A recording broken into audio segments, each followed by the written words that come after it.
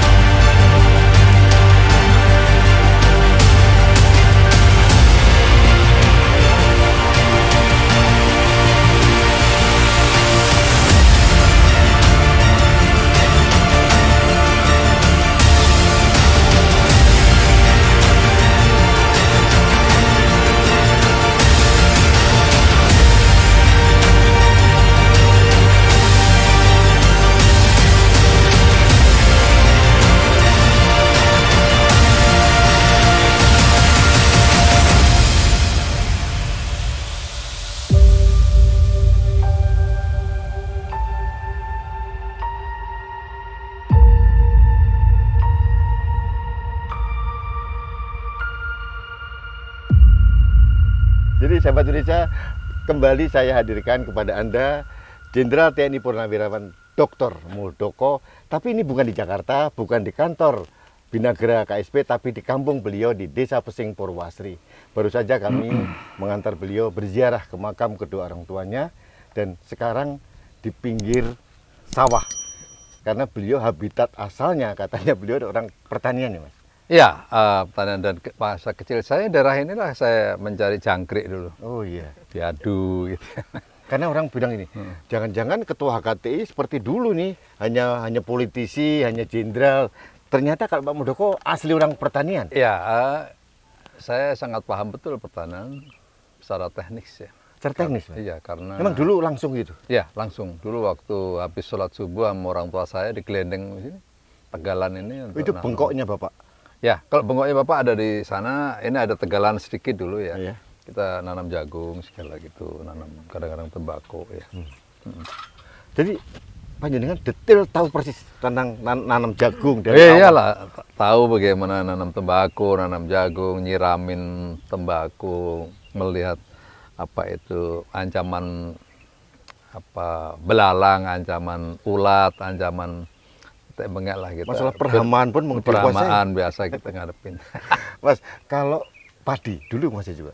Padi, Ya. Bapak nanam padi juga? Ya, justru sekarang karena saya ingin ada sebuah perkembangan yang pesat di bidang pertanian. Doktrin saya kepada para petani adalah petani harus kaya. Nah, petani yang berani tanya kepada saya pengen kaya Pak. Tapi gimana caranya? Gitu. Kan gitu. Yeah. Makanya saya katakan bahasa militer, follow me, ikuti saya. Waduh. Nah, gitu. Nah, dengan risiko kalau saya mengatakan ikuti saya, maka itu harus prepare kan begitu. Saya harus memiliki sesuatu. Nah, sesuatu itu saya kembangkan berdasarkan riset yang selama ini kita tekuni bersama para ahli ya. Dan saya menemukan yang namanya bibit itu, bibit unggul itu. Yang apa namanya? M400 sama M70D. D. 70D itu yang cukup dahsyat ya. Karena padi rata-rata 105 sampai dengan 110 hari. Dengan 70D saya ini 70 sampai 74 hari. iya, 75 hari lah ya. 70 hari. Itu hasilnya sekarang, hasil riset saya terakhir dan sudah diaplikasikan di atas 8 ton. Ini sebuah Per hektar? Iya. Padahal rata-rata nasional cuma Rata-rata nasional 4 sampai 5. 4,5 lah ya, 4,5 sampai 4,5. 5 ya. Ini sudah disebarkan Udah benihnya? disebarkan di berbagai daerah. Ya. Jadi artinya memang pantas lah kalau HKTI dipimpin oleh mantan petani itu. Ya, namanya juga HKTI, jadi Ya. ya dia harus paham betul, memiliki background tentang pertanian, dan yang paling penting adalah passion ya, ada passion untuk mengelola pertanian dengan hati ya. Gitu. Kalau Mas Muldoko kan passionnya memang dari DNA, dari kecil yang akrab dengan pertanian. Ya, akrab dengan pertanian. Ya, mungkin jadi tentara nyasar aja begitu. Karena kita, Mas bisa ngebayangin sendiri ya. Iya. Dari sebuah desa yang seperti ini terus melahirkan seorang jenderal itu kan Bukan hanya jenderal, Panglima TNI. Panglima TNI gitu. Jadi kayaknya isora ya kan begitu. Ternyata bisa. Ternyata semangatnya itu ada. Saya tadi masuk di sana, nanya rumahnya Pak Muldoko, semua orang tahu. Jadi Iya. saya nggak perlu pakai GPS, jadi semua orang tahu. Iyalah. Jadi memang menjadi kebanggaan di Saya sini, pikir luar begitu biasa. karena kita di desa lah ya. Iya. Desa ada putra daerahnya yang bermain di kancah nasional bahkan Dan internasional berprestasi. yang mungkin ya Iya. menjadi anulah ya kebanggaan ya. Mas, dulu SMA di SMP di Papar, Di Papar ya. naik kereta. Atau Ya. gimana? Keretanya di mana, Mas? Ada kereta? Kalau dari rumah saya ke Purwasri kira-kira 2 kiloan Naik ya lebih. sepeda? Enggak, kita biasanya lari ke sana Wih. pagi-pagi. Lebih ya 2-3 kilo. Setiap hari? Ya, tiap hari. Oh, dulu nggak punya sepeda ontel sih? Ya nggak punya. Oh, bapakku membelikan ontel ora iso dulu ya. Nggak bisa. Luar biasa. Saya ingatkan kembali sahabat Indonesia bahwa bapak beliau Pak Mustaman Iya Pak Mustafa. itu adalah Jogoboyo, Ya, di Jogoboyo. penjaga keamanan desa di Beseng ini, luar biasa. Dan kemudian anaknya menjadi penjaga keamanan NKRI. Ya, Oh, mungkin Panglima TNI. ada DNA-nya. Gitu. Iya. Mas Muldoko, dulu kalau ke Jombang SMA, nyegat bisnya di mana ya? Ya, di Purwasri juga. Oh, ke sana? Iya. Lari juga? Iya, iyalah namanya itu. Jadi zaman-zaman itu memang sulit ya. Iya, iya, iya. Tapi itu juga hal yang bisa menunjang saya sehingga fisik saya menjadi bagus ya. Gitu. Iya. Itu diantaranya itu. Saya tadi wawancara dengan beberapa orang yang mengenal Pak Muldoko, memang dari kecil ketok kelihatan gitu memang. Diakui juga sama Kakanda juga. Kita mbeti bahasa Jawa mbeti itu Tapi yang nakal ya. menonjol adalah kepemimpinannya katanya. Ya, mulai dari kecil saya memang mengelola anak-anak teman-teman saya itu. Iya. Sepak bola juga saya ngatur gini-gini. Iya, iya. Kalau mau nyolong itu tebu, saya juga yang ngatur. Wah, ini jangan diikuti ya. Itu hanya iseng sebenarnya Mas. Iya, iya, iya. Ya, nyolong tebu itu hanya iseng, ambil satu, doncai, Dikrokoti gitu. Ya? dikrokoti. Ya, hanya itu, jadi ya sekedar itu ya. Termasuk ngambilin kopra itu. Ah, kalau itu nyari sisa kopra yang tertinggal. Itu isi di sini. Padahal agak tengi itu. Ya, tengah juga. Mas Muldoko, oke, kembali ke pertanian. Ya. Jadi Pak Muldoko sekarang di KSP, kemudian juga Pak Jokowi juga sedang ketahanan pangan. Kebetulan Pak Muldoko juga ketua KTI gitu. Jadi bagaimana visi seorang Muldoko terhadap pembangunan pertanian di Indonesia ini? Iya, kita bukan sekedar menuju kepada swasembada pangan ya, tapi kita harus lompat kepada menuju ke kedaulatan pangan. Kayak itu. Kalau swasembada pangan, apalagi hanya ketahanan pangan itu yang penting ada. Kalau kedaulatan pangan? Nah, kalau kedaulatan pangan itu Indonesia bisa mewarnai wilayah lain, negara lain gitu. Tuh. Jadi makanya sekarang lagi dipush oleh Pak Jokowi ya, bagaimana di dalam sidang kabinet terakhir kemarin beliau menginginkan untuk bisa ekspor ya, karena sesungguhnya hasil padi kita sudah mulai berlebih ya. Iya. Kita sudah mulai swasembada sesungguhnya. Tapi pertanyaannya kenapa kita masih ada import? Memang untuk jaga-jaga ya. Oke. Untuk jaga-jaga. Nah, untuk menuju ke kedaulatan pangan itu tahapannya seperti apa? Ya satu ya, persoalan riset harus betul-betul dikembangkan. Untuk itulah melalui restrukturisasi tentang riset ke depan. Di mana riset itu berada satu wadah di BRIN itu harapannya secara nasional riset itu betul-betul tidak parsial. Oke. Jadi integrated. punya target. Iya. Ya gitu. Yang kedua tentu setelah bibitnya bagus maka budidayanya harus bagus. Oke. Ya. Budidaya dipengaruhi oleh air, ya kan begitu. Budidaya dipengaruhi oleh pupuk. Budidaya dipengaruhi oleh alsintan. Maka Presiden sekarang ini betul-betul dalam pembangunan infrastruktur sungguh sangat memperhatikan. Makanya beliau menemukan bendungan-bendungan Iya, itu. itulah ketersediaan Oke, air. iya. Karena tanpa itu tidak bisa kita melakukan high production, nggak bisa. Nah, untuk itu di mana-mana dikembangkan air.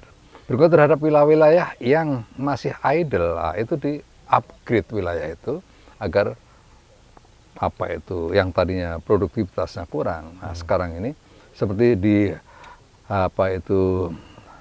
Sumbalang di Sumatera itu ya. Itu juga begitu. Tanah-tanah yang tadinya idle di-upgrade lagi, akhirnya sekarang bisa menghasilkan ada kentang, ada bawang putih dan seterusnya. Juga demikian yang ada di Kalimantan Tengah ya gitu. Jadi artinya sekarang untuk menuju ke sana, Kementerian Pertanian sekarang ini kan menjadi leading sektor gitu. Ya.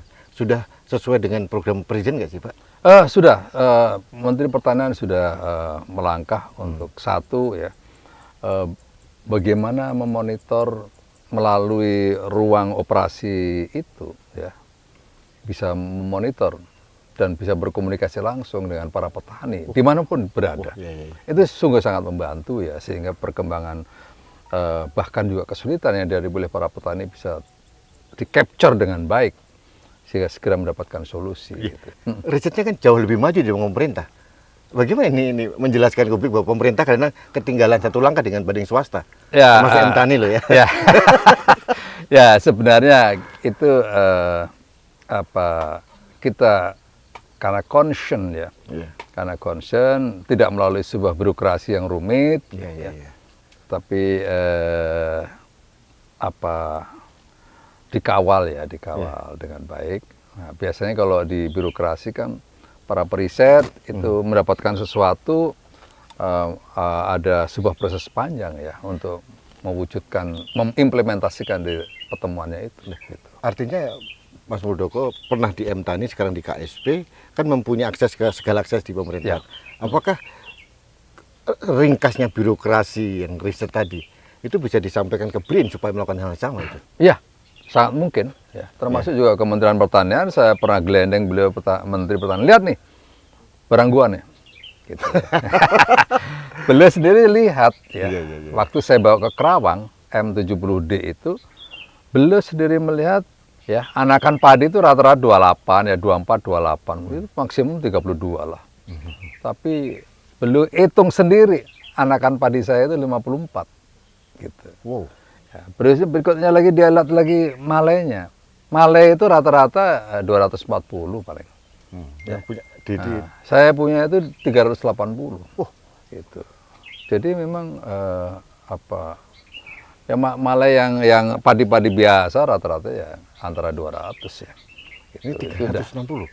Itu. Jadi memang semuanya kembali kepada pengembangan riset. Ya, riset itu ya. Mas, terakhir ini masalah pertanian. Nanti yang langgar di tempat langgar.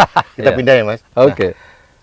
Apa mimpi Muldoko untuk pertanian di Indonesia ke depan? Ya, doktrin saya selaku ketua HKTI nyampaikan kepada petani harus kaya gitu tadi itu. Yang paling petani utama harus kaya. Itu. Iya. Karena apa? Petani itu tidak sekedar untuk menghidupi dirinya, tapi sudah memikirkan pertanian adalah bagian dari penghidupan. Karena dengan hasil yang bagus, maka petani sudah mulai memanage, mengkuliahkan anaknya, gitu. Terus sudah memikirkan insurans tentang keluarganya. Berikutnya mungkin yang agama Islam memikirkan naik haji. Semuanya itu kan kalau petani bisa dihasilkan dari pertanian. Dengan catatan tadi harus merubah pola berpikir, mindsetnya harus berubah. Jadi bertani tidak hanya sekedar untuk kehidupan dirinya sendiri, tapi untuk penghidupan yang lebih layak gitu. Mas, saya tertarik sama asuransi pertanian. Sudah diterapkan belum sih untuk pertanian? Sudah, sebenarnya pemerintah juga sudah memberikan subsidi Jasindo melalui Jasindo. Jasindo. Ya. Itu petani diberikan subsidi itu kalau tidak salah 85% dari value-nya gitu. Kalau terjadi kegagalan tanam padi saja lah gitu. Dalam 1 hektar, petani itu mendapatkan 6 juta itu sebenarnya gitu. Oh, dapat dapat semacam sudah jaminan ya? Jaminan asuransi. Ya. Mas Nusewu, sampai kapan ini masih bertahan jadi sawah ini? Karena kalau saya lihat kan dibangun gedung-gedung, industri. Bagaimana seorang ketua HKTI dan mungkin calon pemimpin Indonesia ini mempertahankan seperti ini? Benar, itu selalu kita suarakan ya dalam setiap kesempatan. karena ini berkaitan dengan Mendagri ya. Iya. Bagaimana para pejabat-pejabat publik di daerah, para bupati, para wali kota, Camat, gubernur, camat, lurah, Iya. itu ada sebuah regulasi Oke. ya, yang bisa menata antara keseimbangan pertumbuhan kawasan industri dengan Pertanian. kawasan pertanian yang Iya. harus tetap terjaga. Iya, iya. Karena apa? Karena ada sebuah garis yang antagonis ya, berlawanan ya, berbeda. Satu sisi pertumbuhan manusia meningkat, ya, memerlukan makan. Satu sisi kawasan pertanian semakin menyusut. Oh, iya, iya. Ini kan harus mencari titik keseimbangan barunya di mana. Iya. Titik keseimbangan barunya ada dua. Satu melalui ekstensifikasi, membuka lahan-lahan baru di Seperti tempat Kalimantan lain. ini ya? Nah, seperti Kalimantan. Oke. Yang kedua adalah intensifikasi. Intensifikasi. Nah, dua hal ini kalau tidak dijalankan cepat-cepat, maka nggak berimbang. Jadi intensifikasi, rohnya kan inovasi ya? Ya, inovasi. Bagaimana meningkatkan Termasuk produktivitas. M70D tadi? Iya. Itu salah satu intensifikasi? Iya, Iya. intensifikasi. Iya. Mas, kita nanti pindah ke Langgar. Oke. Iya. Sahabat Indonesia, izin dulu menikmati ini di tengah sawah di Desa Pesing. Mohon maaf, saya tidak nawarin Anda. Terima kasih.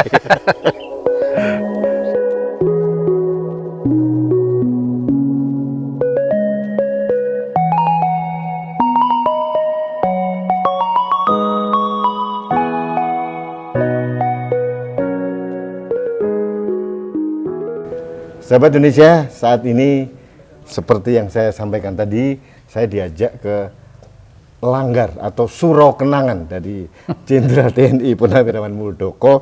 Karena ini kenapa kenangan? Kita tanyakan aja. Dulu katanya tidak sebagus ini, Mas Muldoko. Ya, dulu kecil ya. Kecil ya? Kecil dan ya Langgar di kampung ya. Ini kenangannya kenapa?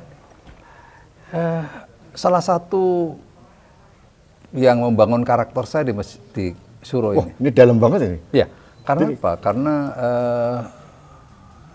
dulu orang tua saya setelah jam 5 sore ya, Iya. itu anak kita ini anak-anak kecil dilepas ya, kumpul di Surau begini, di Langgar ini. Berikutnya pada malam hari ngaji, Iya. ada kiainya, Kiai Slamet namanya, saya ingat tuh.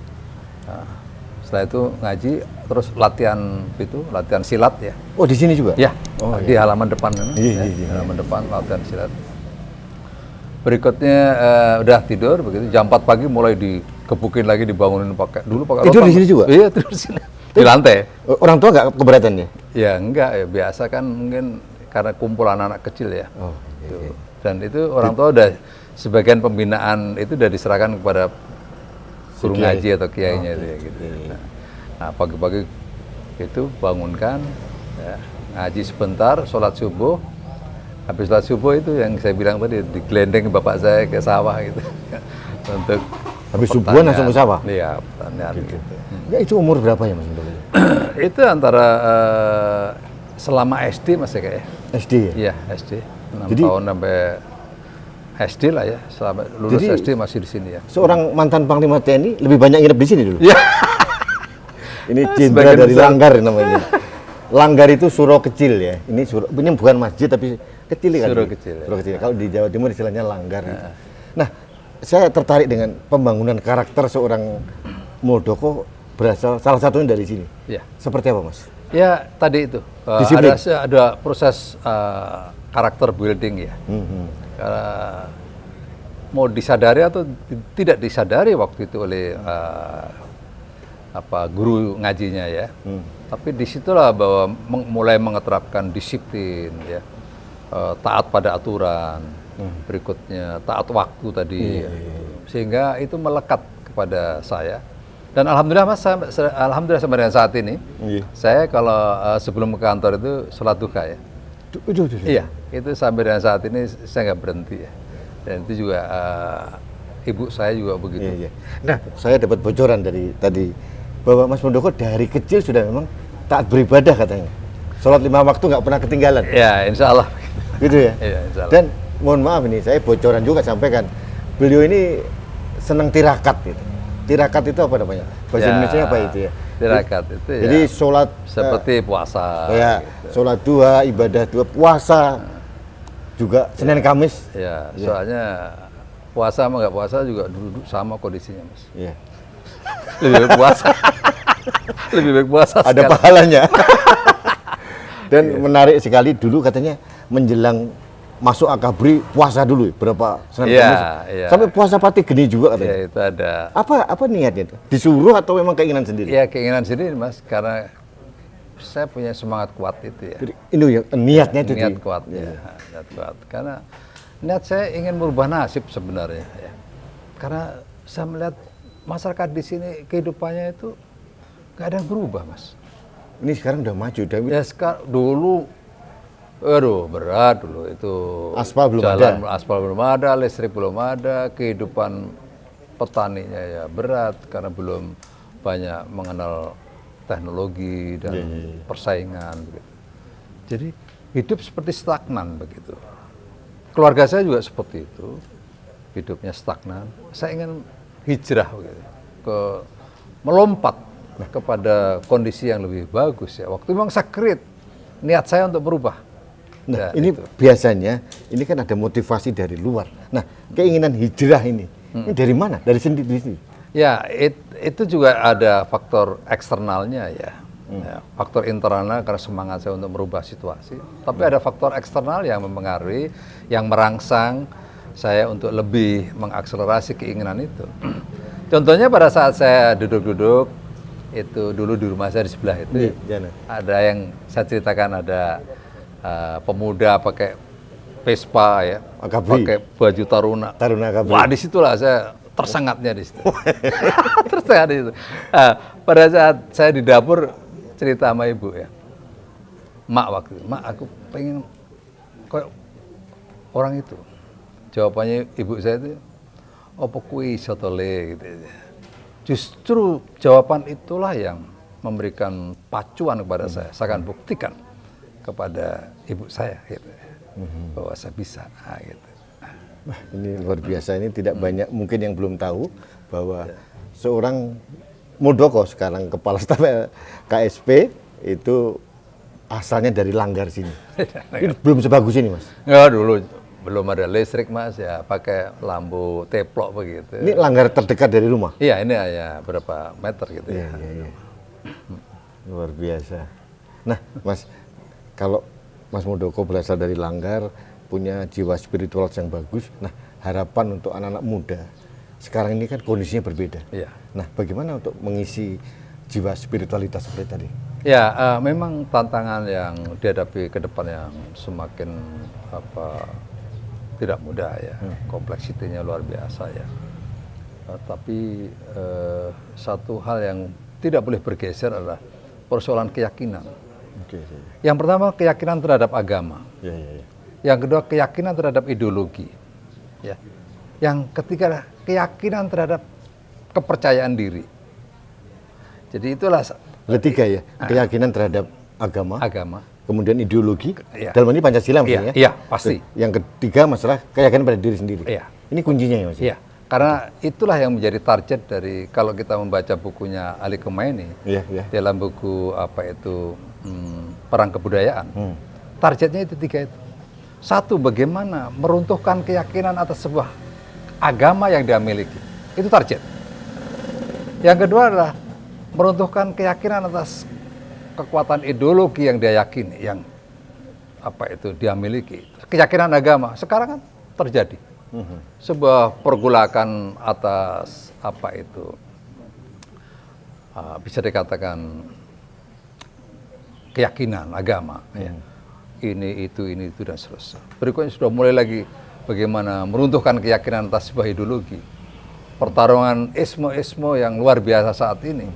Ya, kalau kita tidak memiliki ideologi yang kuat tentang ideologi Pancasila, maka kita akan dengan mudah tercerabut. Gitu. Sasaran yang ketiga adalah meruntuhkan keyakinan atas semangat Diri sendiri. Semangat berkebangsaan. Oh, semangat. Ya. Jadi kalau orang nggak yakin, gua nggak bangga lagi menjadi bangsa Indonesia, itu adalah salah satu target. No. Nah, itu. Jadi tiga hal itu yang saya baca, saya renungkan ya. wah ini bahaya. Jadi kunci untuk anak Indonesia menjadi manusia Indonesia itu minimal ada 3 hal Ya, tadi. 3 hal itu. Jadi saya ulangi, keyakinan terhadap agama, keyakinan terhadap Ideologi Pancasila, ya. Pancasila, dan kemudian keyakinan pada diri sendiri, semua diri sendiri. Nah, bagaimana sekarang anak-anak muda sekarang ini bisa memaknai ideologi Pancasila sebagai suatu roh kebangsaan bagi dirinya sendiri dalam berkehidupan sehari-hari? Gimana Mas? Iya, sebenarnya sangat simpel ya, sangat simpel bagaimana mengoperasional atau bahasa yang lebih maju lagi adalah bagaimana menginternalisasi ideologi Pancasila pada setiap kehidupan kita. Ini sebenarnya tidak begitu sulit ya, karena itu ada pada setiap langkah kehidupan kita keseharian. Ya, bagaimana kita diajarkan oleh orang tua untuk menghormati, bagaimana kita diajarkan oleh orang tua untuk toleransi kepada orang lain, tidak memaksakan kehendaknya, tidak merasa paling benar. Itu saya pikir ajaran-ajaran keseharian yang disampaikan oleh orang tua kita, dan itu orang tua kita yang memberi contoh. Jadi local wisdom ya sebetulnya itu sudah menjadi value dari Pancasila itu sendiri. Iya, karena kalau kita dalami lebih jauh adalah value-value itu tumbuh, ya, yang mewarnai bagaimana Pancasila itu menjadi sebuah rangkuman yang 5 itu. Gitu, ya. Jadi menurut saya yang jauh lebih penting, kita yang lebih tua ini bukan sekedar saja menyalahkan anak-anak muda tidak hafal Pancasila, tapi yang jauh bermakna bagi kita orang tua adalah memberikan contoh. Tauladan dan bisa menjadi contoh. Tidak saja memberi contoh, tapi menjadi contoh. Itu yang lebih sulit. Gitu. Kayaknya itu yang paling pokok ya, karena biasanya anak kecil kita itu melihat yang di atasnya, orang tuanya seperti apa. Jadi artinya salah satunya untuk tidak berkorupsi misalkan, tidak melakukan korupsi. Itu juga menjadi contoh yang baik. Saya pikir itu. Makanya begitu saya bersinggungan dengan ICW dan itu melibatkan anak saya membangun karier sepanjang hidup saya itu ada tujuannya, bukan untuk diri saya sendiri. Saya ingin bahwa saya menjadi kebanggaan bagi anak-anak saya dan istri saya dan keluarga saya. Untuk itu saya harus selalu menjaga itu. Jadi kalau mengulik itu, saya pasti marah kan begitu. Dikabruk tenan. Karena melindungi marwah keluarga, kehormatan keluarga.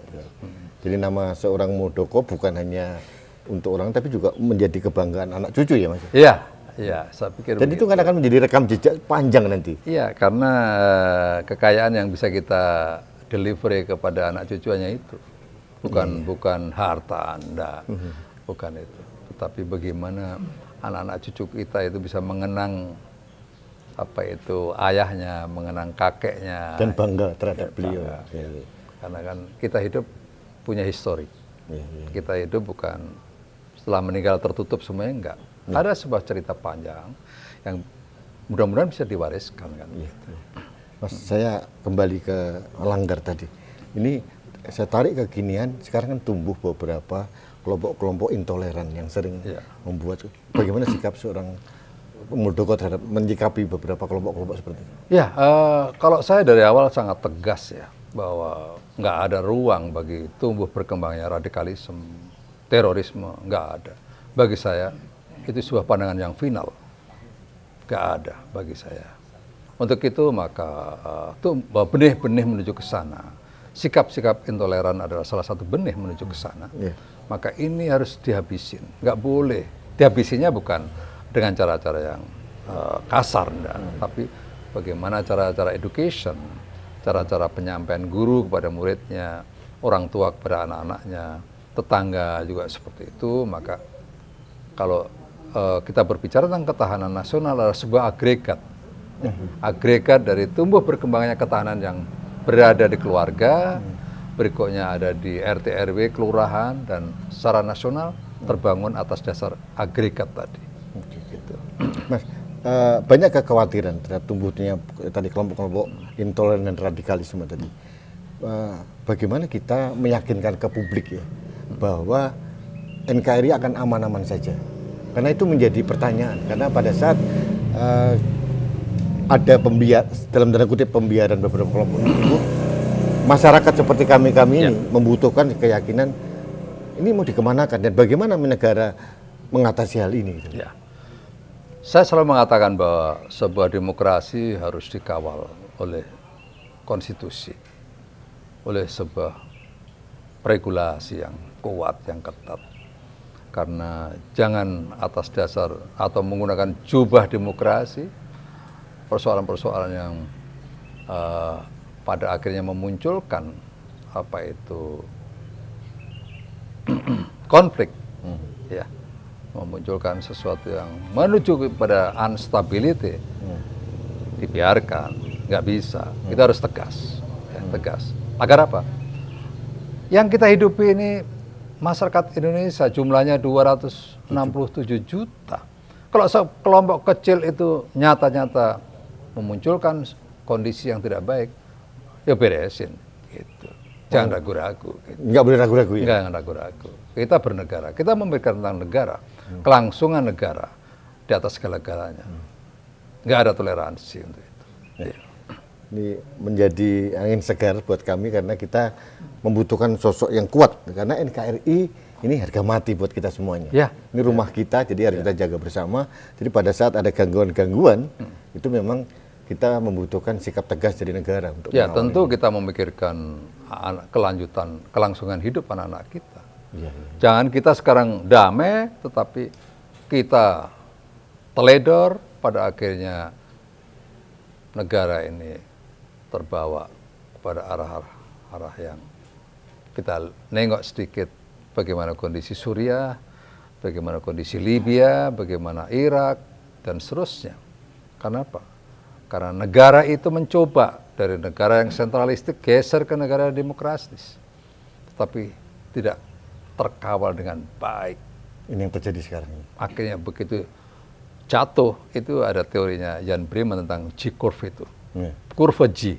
Begitu negara itu jatuh, maka untuk mengembalikan kepada kondisi yang normal lagi, terlalu sulit. Terlalu sulit. Ya.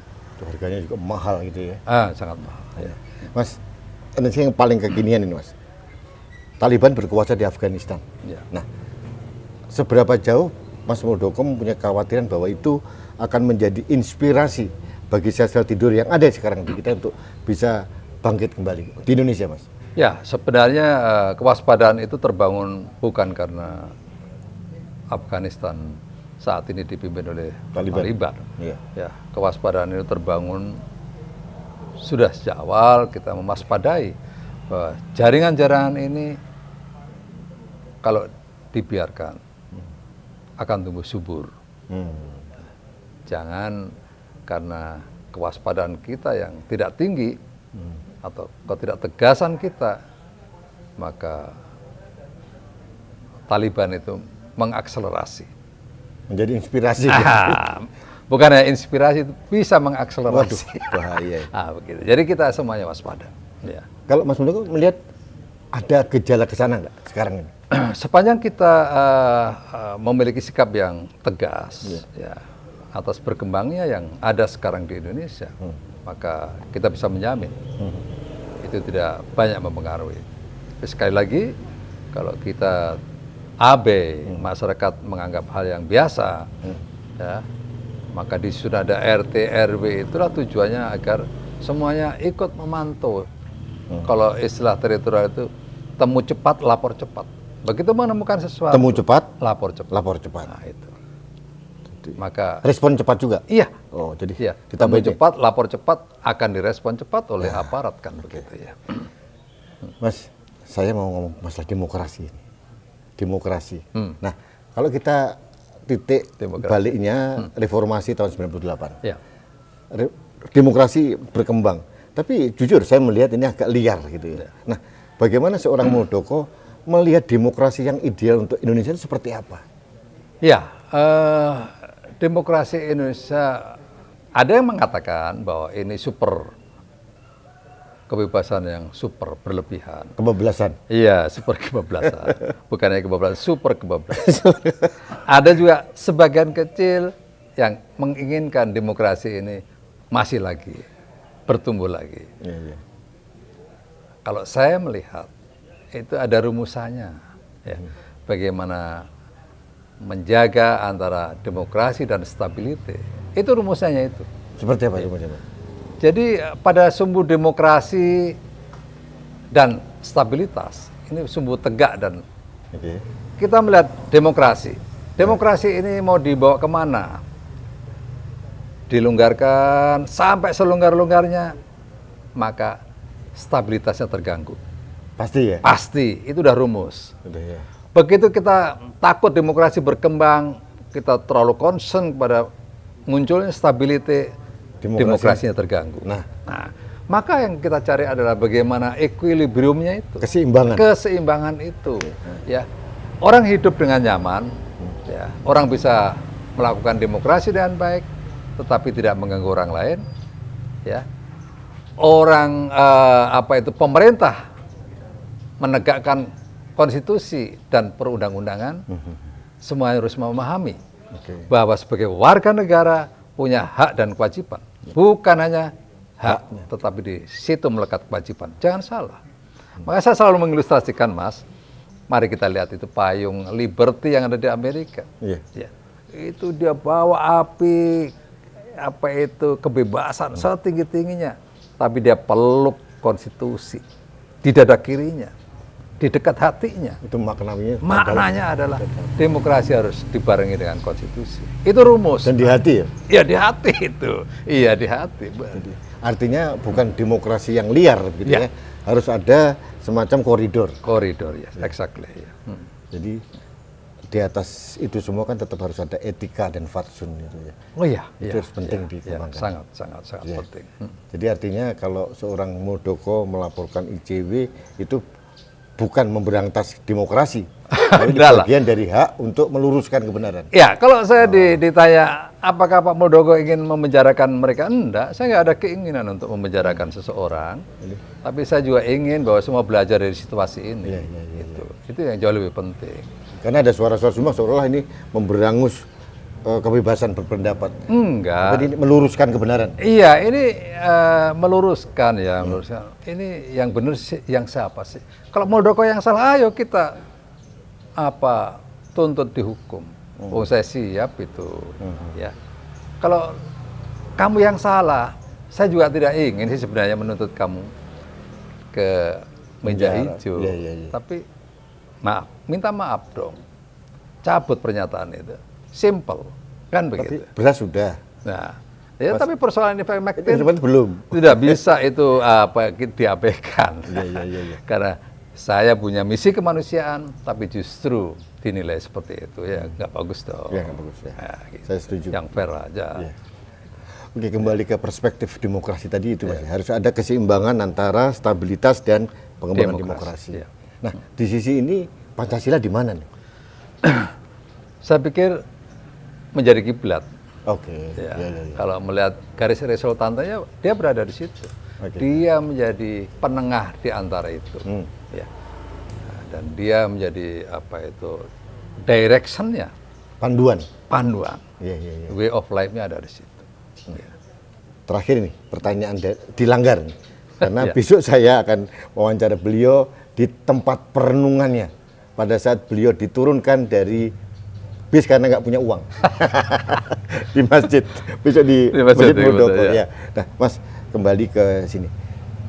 Indonesia pasca Presiden Jokowi ini kan pembangunan luar biasa pada saat Pak Jokowi ini. Nah, kalau melihat itu, kalau seorang Muldoko sebagai tokoh bangsa, seperti apa sih harusnya yang meneruskan ini orang-orang yang mempunyai kapasitas?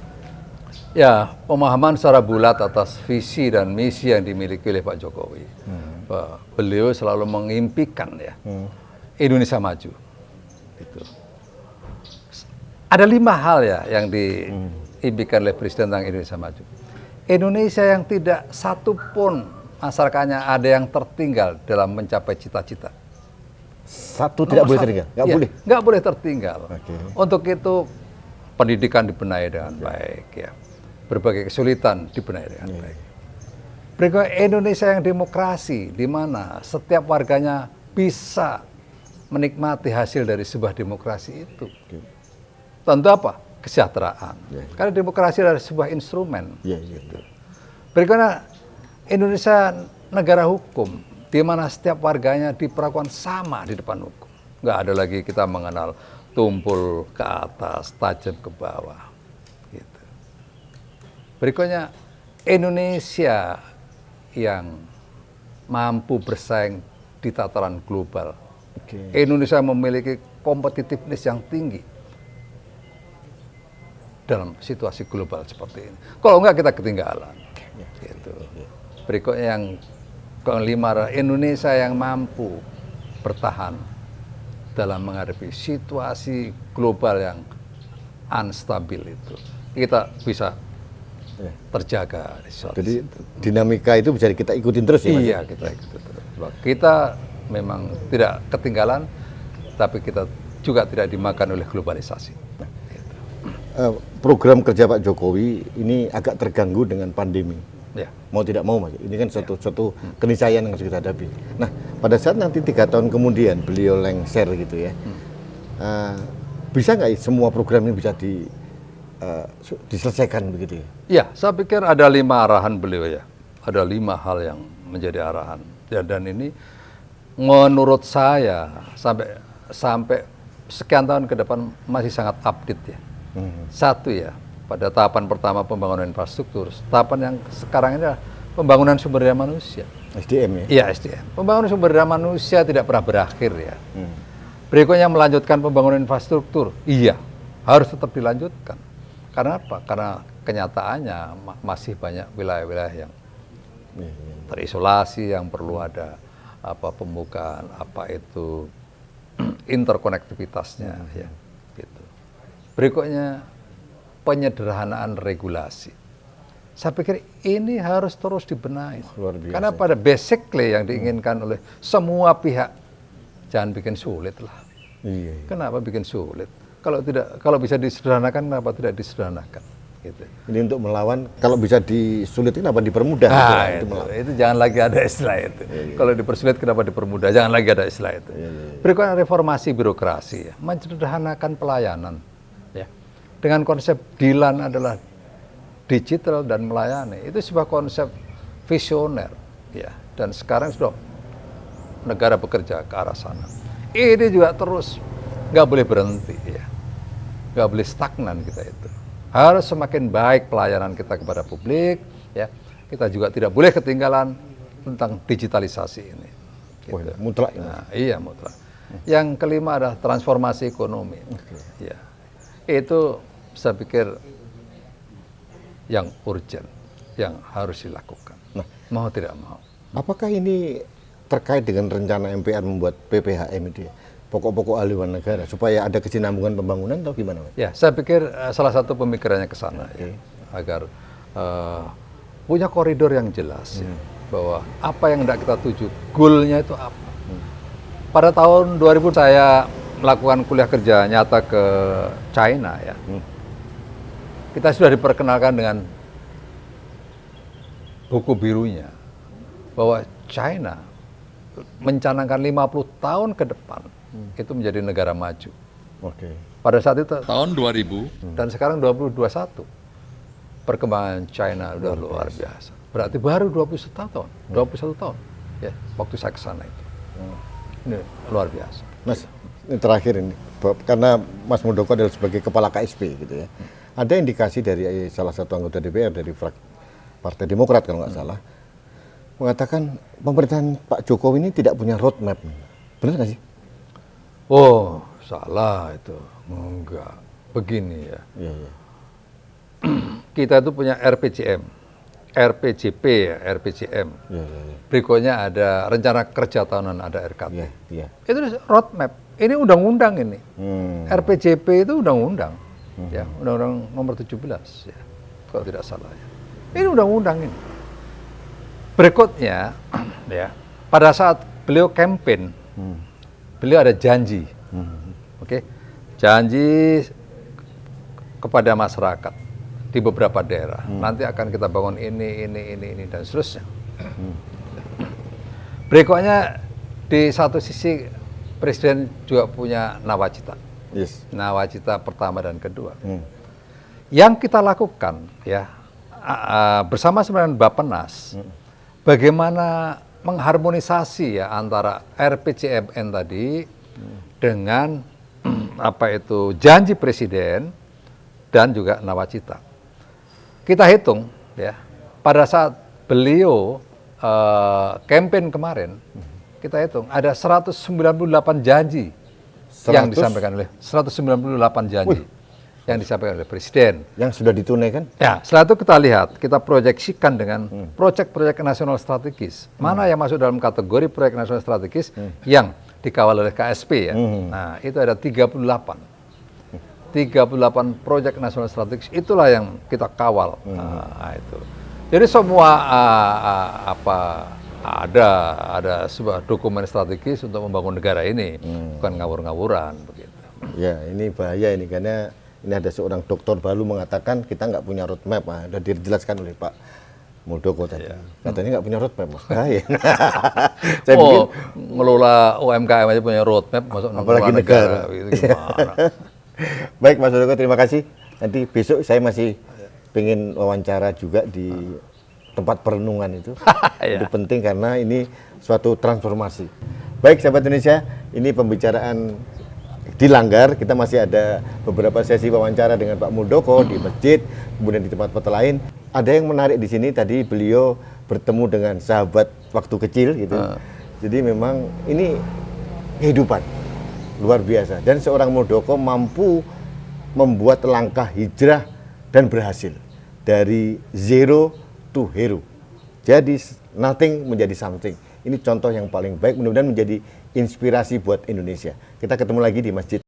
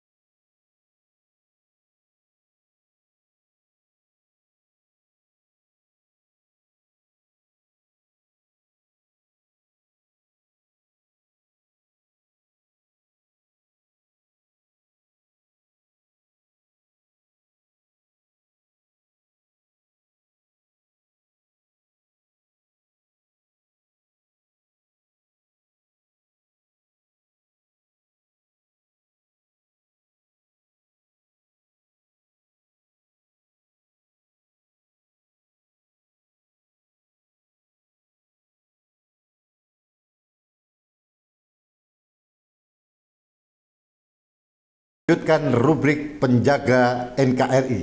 Ini tokohnya adalah sahabat saya, Jenderal TNI Purnawirawan Dr. Muldoko. Beberapa waktu yang lalu kita sudah datang ke Kediri, ke Langgar, ke sawah tempat beliau lah dilahirkan. Sekarang ini ada sesuatu yang menarik.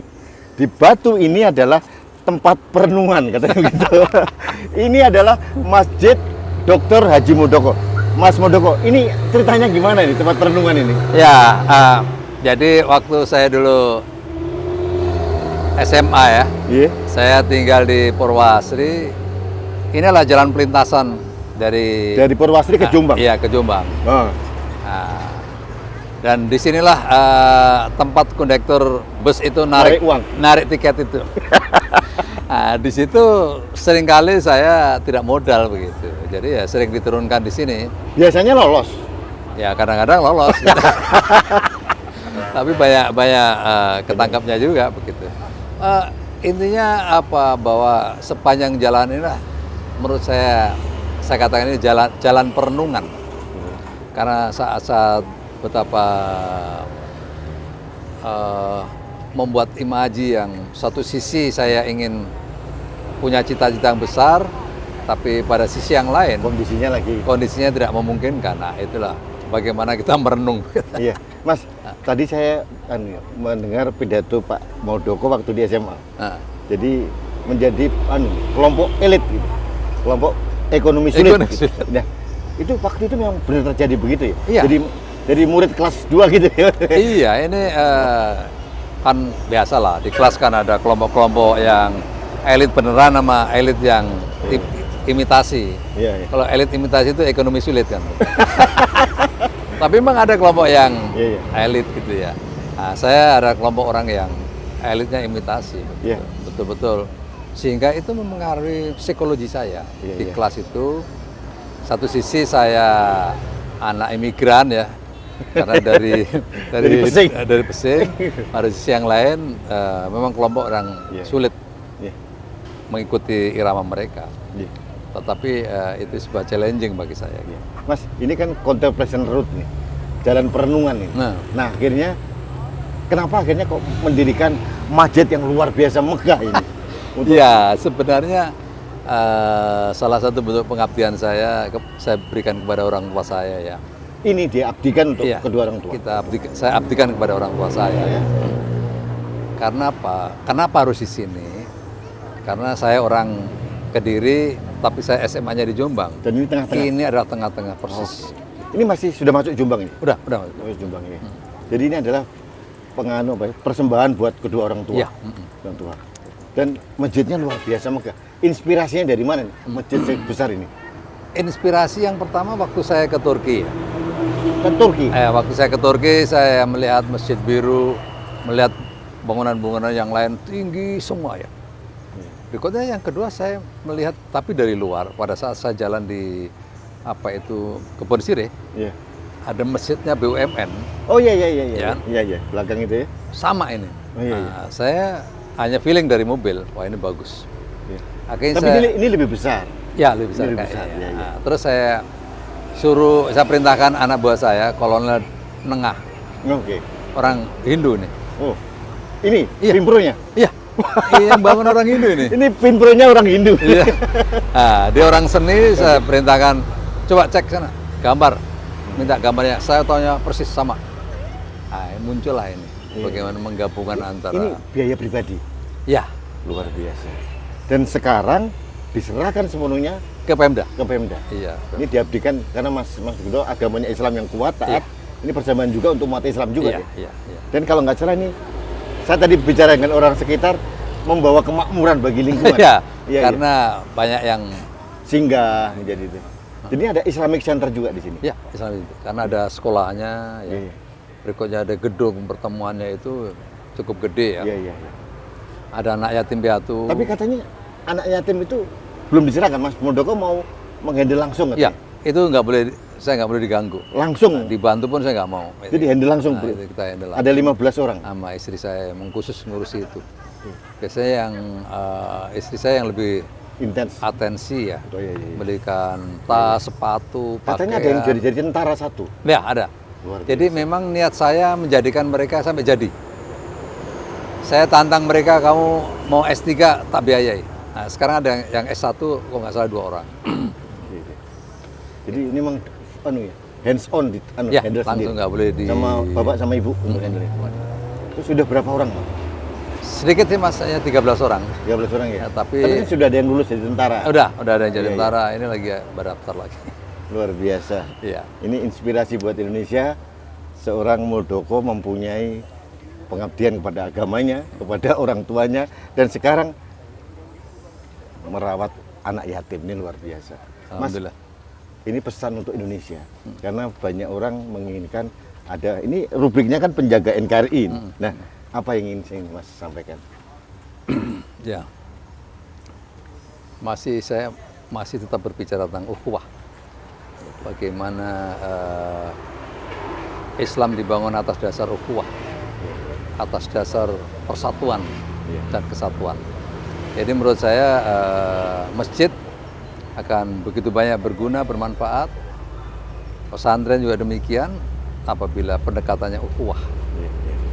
Sehingga persoalan-persoalan kebangsaan justru harus tumbuh subur di tengah-tengah lingkungan masjid dan pesantren.